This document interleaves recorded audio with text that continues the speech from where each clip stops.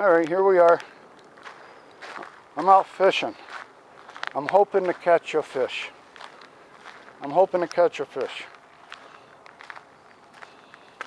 Oh yeah, he told me.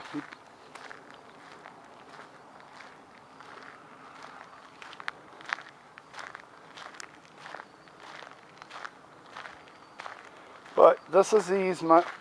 Here's all the tracks. You're going to tell me that this isn't a golf cart easement in our... now, this would be Dan Veskerna. He's on the same side of the tract as he is over in Tract A. This would be like Dan Veskerna coming here at the end of the season. He lives in this house, and at the end of the season, the summer season, the beginning of the cool weather season, he comes here to set up the house for guests and hosting parties and motorcycle rallies. And he comes out here and he sees one golf cart, and he comes out and he puts 2 stakes in the ground right there. 2 rusty old pieces of rebar stake. All right, stuck in the ground. What do you think would happen with everybody in this parcel? You don't think they'd complain about this? They've had the open, unrestricted access easement over this access easement. This is Tract H and Parcel 13. Parcel 13 has an advantage over me. Okay, they have an unbelievable advantage.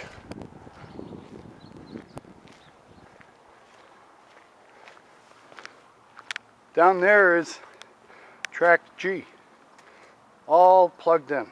You can't walk on it. Tract G down there, and this tract right here, Tract H, are completely and totally identical on paper. They're on the same deed. They're both identified on the plat map. I don't know what page. This is a bigger parcel, so there may be more than 3 pages like over in Parcel 12. But I gotta sit down. Let's just sit here and see what happens. Now, I keep talking about the equity contradiction or whatever between this house and say a house on the access easement over in Parcel 12. I'm going to pan the next house where the big tree is. That house is my house over in Tract A. I'm 1 house removed from the access easement. Now, the advantage equity-wise for all that I feel like I've been gutted, my equity has been gutted. I paid for this. What these people have here and what every resident in Parcel 13 has here with this unrestricted, open, 12-year-old, it's filled with golf cart tracks. I'm sitting here fishing to wait for a golf cart. I want to catch a golf cart going down there, and then you can have a video of it, of a golf cart using it for access easement. I'm trying to reason with you. I mean, and the board and the town and anybody's watching, everybody out in YouTube land. I'm trying to reason with them that we have such a contradiction in equity.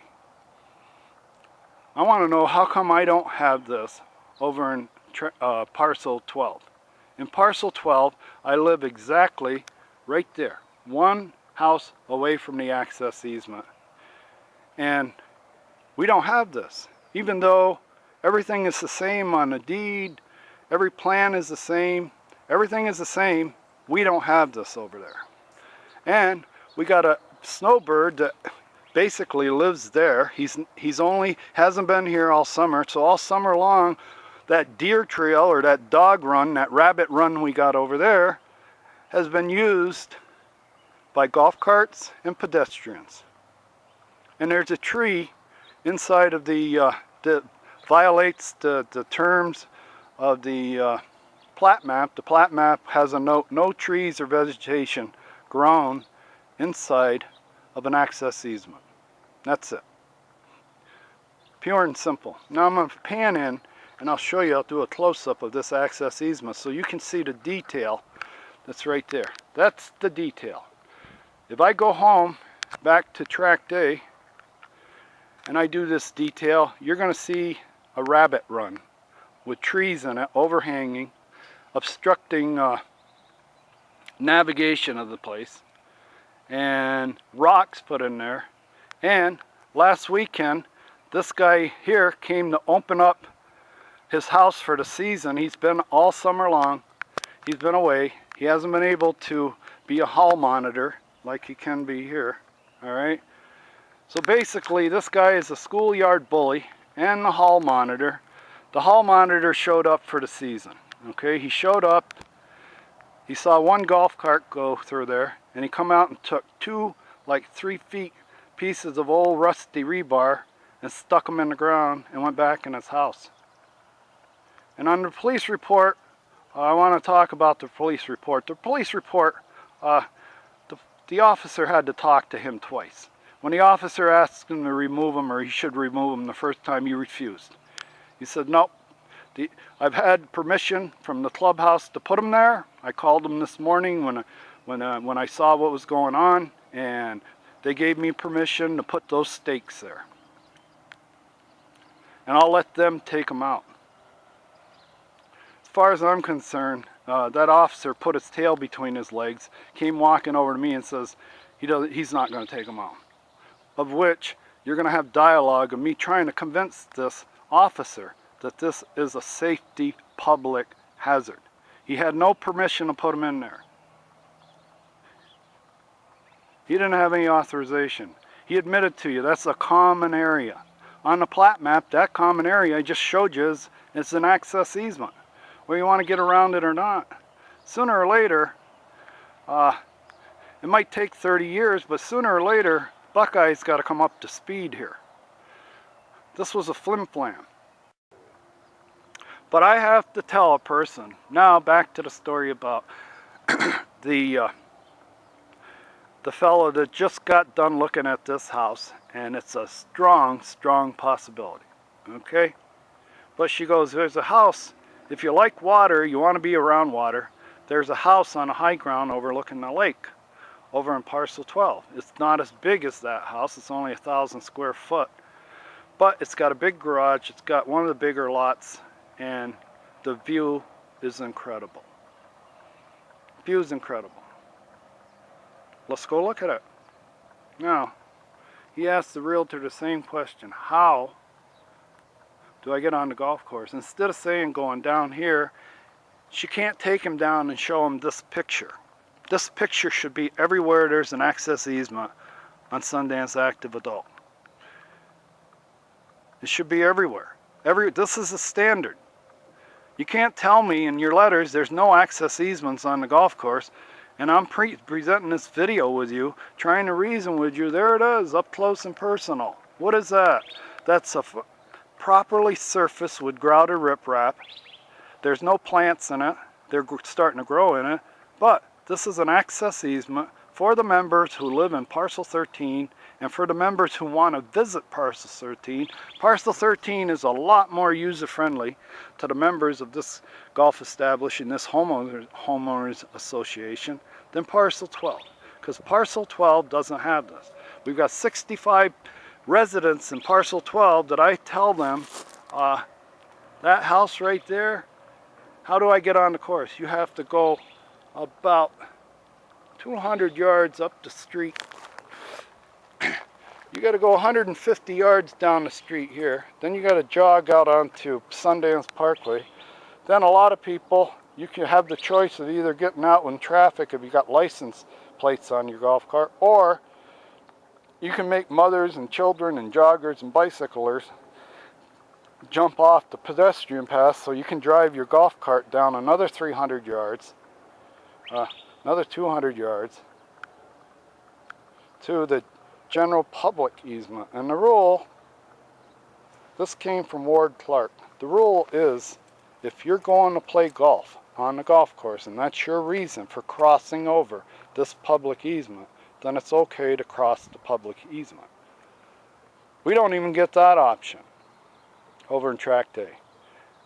I have to tell this person, you got a 400-yard drive down the sidewalk out onto Sundance Parkway, out on one of the busiest. That Moonlight Pass Sundance Parkway is about a 4 or 5 way stop. You got traffic coming from 4 different directions. You got to have your eyes on the back of your head. All right? You got to drive all the way out to Sundance Parkway and then down there. And that little trip, every trip you make, if you play 300 days of golf a year, that's 3/4 of a mile that you add to your round trip to the clubhouse. You want to go play golf and you have to go start at the clubhouse. You got to get to the first hole. Every day you make that trip, that's an extra 3/4 of a mile on your golf cart. So 300 days, 75% of 300, what's that come out to? 225. You're going to put, over a year's period of time, 225 miles.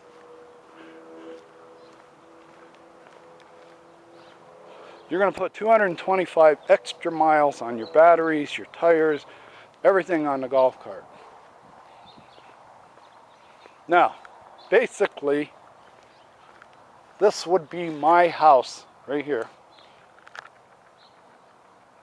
Basically, that's my house in parcel 12. I'm paying dues just like this person's paying dues. I'm a member of the association like this person's a member of the association.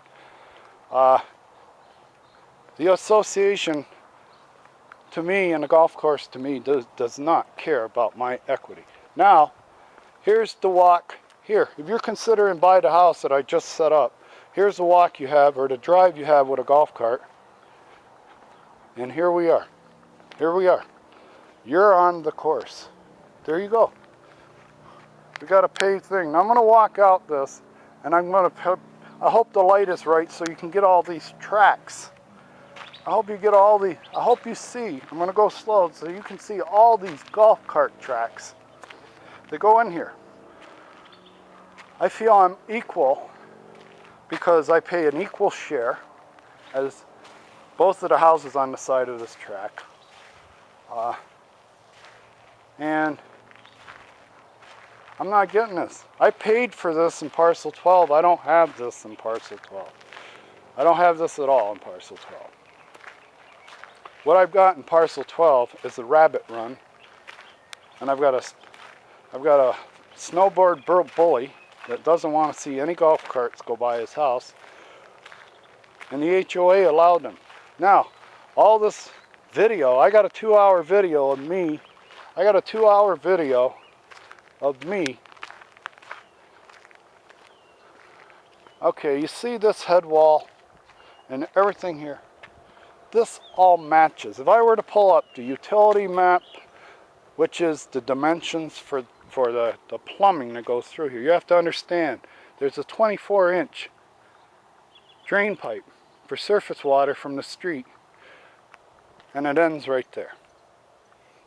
If I get the utility maps out and the grading maps out, and we start an audit. So you just say, we're going to do an audit.